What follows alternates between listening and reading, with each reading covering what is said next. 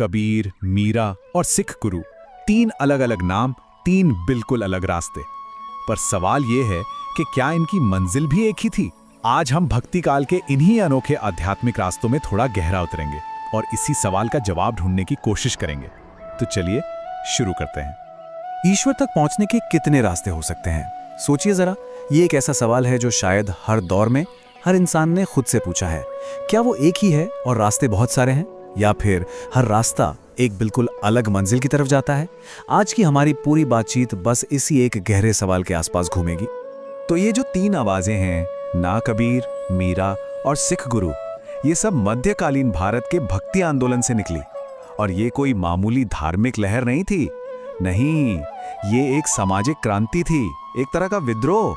इसने धर्म के ठेकेदारों को, जात पात के बंधनों को और जितने भी खोखले रीति रिवाज थे उन सबको सीधी चुनौती दी और एक नया रास्ता दिखाया, ईश्वर से सीधे दिल से एक पर्सनल रिश्ता जोड़ने का। ठीक है, तो अब जरा इसमें गहरा उतरते हैं। सबसे पहला और शायद सबसे बड़ा फर्क जो इन तीनों रास्तों में दिखता है वो है ईश्वर की कल्पना को लेकर। मतलब ईश्वर कैसा है, क्या उसका कोई रूप है, कोई आकार है, या वो इन सबसे परे है? मीराबाई के लिए तो मामला एकदम साफ था। उनके लिए ईश्वर की कल्पना बहुत पर्सनल थी। उनके ईश्वर थे गिरधर गोपाल यानी श्री कृष्ण, और वो सिर्फ उन्हें अपना भगवान नहीं मानती थीं बल्कि अपना पति मानती थीं। यही है सगुण भक्ति, मतलब ईश्वर के एक साकार, एक पर्सनल फॉर्म की पूजा। अब मीरा के इस नजरिए से एकदम उलट बिल्कुल दूसरी तरफ खड़े थे कबीर। वो बाहरी पूजा पाठ इन सब पर सीधा कटाक्ष करते थे। कहते थे, पानी में मीन प्यासी, मोहि सुनी सुनी आवे हांसी। मतलब सोचकर ही हंसी आती है कि मछली पानी के अंदर है और फिर भी प्यासी है।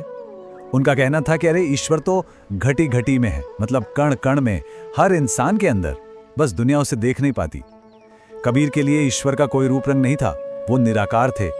तो देखिए, यहां भक्ति की दो बड़ी धाराएं एकदम साफ दिख रही हैं। एक तरफ है मीरा की सगुण भक्ति, प्रेम और समर्पण से भरी हुई ईश्वर के एक साकार रूप से जुड़ने की कोशिश, और दूसरी तरफ है कबीर की निर्गुण भक्ति, जो ज्ञान और समझ से उस बिना रूप वाली शक्ति को अपने ही अंदर खोजने की बात करती है। अब आते हैं तीसरे नजरिए पर, सिख गुरुओं के नजरिए पर, और ये इन दोनों से ही अलग है। देखिए, सिख धर्म में ईश्वर की जो समझ है वो मूल मंत्र से शुरू होती है। ये गुरु ग्रंथ साहिब का सबसे पहला, सबसे शुरुआती शब्द है, और ये सिर्फ कुछ शब्द नहीं है, ये उस एक परम सत्य का, उस एक अल्टीमेट रियलिटी का पूरा निचोड़ है। सबसे पहला शब्द एक ओंकार। इसका मतलब है वो एक है, और इसका बहुत गहरा मतलब है। ये कहता है कि बनाने वाला और उसकी बनाई ये दुनिया, ये दो अलग अलग चीजें नहीं हैं, ये एक ही हैं। सब कुछ उसी एक का ही रूप है। इसे ऐसे समझिए जैसे सागर और लहर, क्या वो अलग हैं? नहीं, लहर तो सागर का ही हिस्सा है। ठीक वैसे ही हम सब उस एक परम शक्ति का ही हिस्सा हैं। फिर आता है सतनाम, यानी उसका नाम ही सत्य है। ये वो सच है जो हमेशा रहता है, जो कभी नहीं बदलता। दुनिया की बाकी हर चीज तो टेम्परेरी है, आज है कल नहीं, पर वो एक और उसका नाम, यही परमानेंट इटर्नल ट्रूथ है। और जब ये एहसास होता है कि सब कुछ एक है, तो उसी में से निकलते हैं दो और गुण, निर्भव और निर्वैर, मतलब बिना डर के और बिना दुश्मनी के। जरा सोचिए, अगर सब कुछ एक ही है तो फिर डर किससे लगेगा? कोई दूसरा तो है ही नहीं। और नफरत किससे करेंगे? कोई पराया तो है ही नहीं। डर और दुश्मनी तो तभी पैदा होते हैं जब हम दूसरे का भ्रम पाल लेते हैं। तो ये तो बात हुई कि ईश्वर को देखा कैसे गया। कल्पना अलग अलग थी, पर सवाल यह है कि उस तक पहुंचने के रास्ते क्या बताए गए। चलिए अब इन अलग अलग तरीकों पर नजर डालते हैं।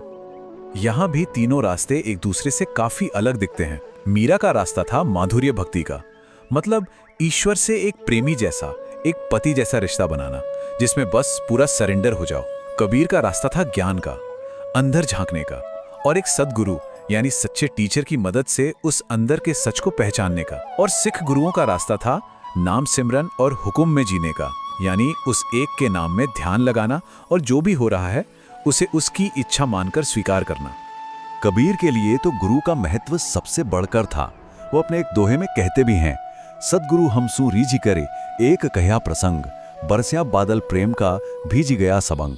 मतलब जब सद्गुरु ने खुश होकर ज्ञान की एक बात बताई तो मानो प्रेम का बादल फट पड़ा और मैं सिर से पांव तक भीग गया। उनके लिए सच्चा गुरु ही था जो अज्ञान के अंधेरे से निकालकर सच की रोशनी तक ले जा सकता था। लेकिन एक बात समझनी बहुत जरूरी है, इन संतों की भक्ति सिर्फ मंदिरों और मस्जिदों तक या पूजा पाठ तक सीमित नहीं थी। नहीं, इनकी आस्था, इनकी भक्ति उस समय के समाज के लिए एक बहुत बड़ा विद्रोह थी, एक रिबेलियन थी। अब देखिए कैसे। मीरा एक रानी थी, लेकिन उन्होंने समाज के सारे नियम तोड़ दिए। पति की मृत्यु के बाद सती होने से साफ इनकार कर दिया। महलों की शान शौकत छोड़कर आम साधु संतों के साथ सड़कों पर भजन गाए। कबीर ने तो हिंदू और मुसलमान दोनों के पाखंड पर बराबर की चोट की, किसी को नहीं बख्शा। और सिख गुरुओं ने जाति व्यवस्था की नींव पर ही हमला बोल दिया। लंगर की प्रथा शुरू की, जहां राजा हो या गरीब सब एक ही पंक्ति में बैठकर खाना खाते थे। ये उस जमाने में एक बहुत बड़ी क्रांतिकारी बात थी।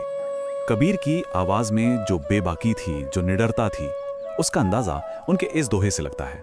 वो कहते हैं, मुल्ला मुनारे क्या चढ़ी अला न बहरा होई, जेही कारण तू बांग दे सो दिली भीतर जोई। मतलब, ए मुल्ला, मीनार पर चढ़कर इतना जोर से क्यों चिल्ला रहा है? क्या तेरा खुदा बहरा है? जिसके लिए तू आवाज लगा रहा है उसे तो अपने दिल के अंदर ढूंढ। ये बाहरी दिखावे पर कितनी सीधी और तीखी चोट है। और मीरा का विद्रोह तो देखिए, जब पति की मौत के बाद उन पर सती होने के लिए दबाव डाला गया तो उन्होंने साफ साफ कह दिया, गिरधर गासियां सती न होस्यां। मतलब, मैं तो अपने गिरधर के गीत गाऊंगी, सती नहीं होंगी। सोचिए, उनकी भक्ति ही उनकी सबसे बड़ी ताकत बन गई। इसी ताकत ने उन्हें उस दौर की सबसे क्रूर सामाजिक प्रथा के खिलाफ खड़े होने की हिम्मत दी। तो हमने देखा, ईश्वर की कल्पना अलग, उस तक पहुंचने के रास्ते अलग और समाज को देखने का नजरिया भी अलग। इतने सारे फर्क के बाद सवाल फिर वहीं आकर खड़ा हो जाता है, क्या इन सब रास्तों की मंजिल भी अलग थी? चलिए अब इस पर बात करते हैं। इतने फर्क होने के बावजूद इन सभी आध्यात्मिक रास्तों का एक कॉमन दुश्मन था, और वो था अहंकार, जिसे सिख गुरुओं ने हौमे कहा। ये मैं मेरा वाली जो सोच है ना, ये जो वहम है कि हम इस दुनिया से कोई अलग चीज है, बस यही अहंकार है। और यही वो दीवार है जो हमें उस एक से अलग करती है। यही सारे दुखों की असली जड़ है। और इस आखिरी मंजिल को, इस मिलन को कबीर ने इतने खूबसूरत तरीके से बताया है। वो कहते हैं, हेरत हेरत है सखी रहया कबीर हेराई, बूंद समानी समुद्र में सोकत हेरी जाए। मतलब, उसे ढूंढते ढूंढते ए दोस्त मैं कबीर ही खो गया। ठीक वैसे ही जैसे पानी की एक बूंद समंदर में मिल जाए तो फिर उसे कैसे ढूंढा जा सकता है। यहाँ ये जो मैं था, जो अहंकार था, वो पूरी तरह मिट गया और आत्मा परमात्मा में एक हो गई। तो सबसे जरूरी बात यही है कि चाहे वो मीरा का अपने कृष्ण में समा जाना हो, या कबीर का बूंद बनकर समंदर में मिल जाना, या फिर सिख गुरुओं का उस एक ओंकार में लीन हो जाना, मंजिल एक ही थी, अपने छोटे से मैं को, अपने ईगो को मिटाकर उस अनंत, उस परम सत्य का हिस्सा बन जाना। तो जाते जाते बस एक सवाल, इन संतों ने तो अपना रास्ता खोज लिया, लेकिन आज की इस दुनिया में, इस भागदौड़ भरी जिंदगी में, जहां हर कोई अपनी एक अलग पहचान, अपनी एक अलग आइडेंटिटी बनाने में लगा है, वहां अहंकार से परे जाने का क्या मतलब हो सकता है? इस पर सोचिएगा जरूर।